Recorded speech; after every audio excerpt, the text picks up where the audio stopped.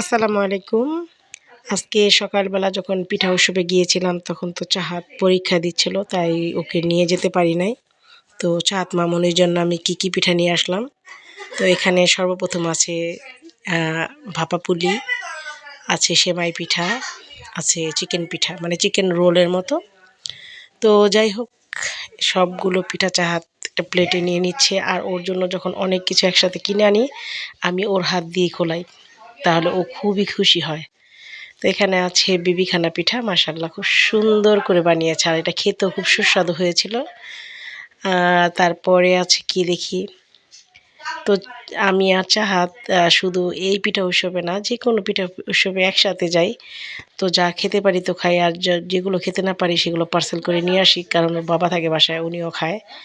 এইখানে আছে ভাপা পিঠা। তো ভাপা পিঠাটাও আমি এক সাইডে রাখতে বললাম। তো ও তো খুব খুশি, একটা করে খুলতেছে আর প্রচুর খুশি হইতেছে যে আম্মু এত কিছু নিয়ে আসছো আমার জন্য। এখানে আছে নাড়ু, আর এটা হচ্ছে নারিকেলের নাড়ু। এটাও খেতে খুবই সুস্বাদু হয়েছে আলহামদুলিল্লাহ।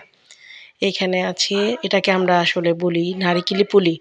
কিন্তু সেখানে মানে কিনার সময় দেখলাম যে ওখানে লেখা অন্য একটা কিছু, কি ভাজা পুলি নাকি কি জানি লেখা। তো যাই হোক, এই পিঠাটাও চমৎকারই ছিল। তো এই তো চাঁদমণি আস্তে আস্তে সবগুলো খুলতেছে, ভিতরে কি আছে। এখানে আছে হাফ মুন পাই এবং স্প্রিং রোল, সাথে একটা সসও দেওয়া হয়েছিল। তবে সবগুলো পিঠার মধ্যে কিন্তু এই স্প্রিং রোলটা সত্যি খুব অসাধারণ ছিল। এটা যখন পিঠা উৎসবে গিয়েছিলাম মাইকের মধ্যেও বলা হইতেছিল যে ১২ নম্বর স্টলে স্প্রিং রোলটা অনেক সুস্বাদু। তো যাই হোক, এটা ছিল চিকেন নাগেট। চাহাত মনির সব পছন্দের আইটেমগুলো আমি নিয়ে আসছি। আর এখানে সবগুলো পিঠা এনে মানে তাকে জিজ্ঞেস করতেছি, বলো তো কোনটা কোন পিঠা। তো এই তো মানে এখানে শেখানোটাও একটা অনেক বড় ব্যাপার। বাচ্চাদেরকে আমি চাহাতকে সেই ছোটোবেলা থেকে যেকোনো প্রোগ্রামে, যেকোনো পিঠা উৎসবে, মেলাতে আমি নিয়ে যেতাম। এখনও বড় হয়ে গেছে, এখন কোথাও যেতে চায় না। কিন্তু ওকে নিয়ে যেতাম, দেখাতাম, শিখাতাম, খাওয়াতাম, এরকম আরকি। আর এটা হচ্ছে পাটিসাপটা পিঠা।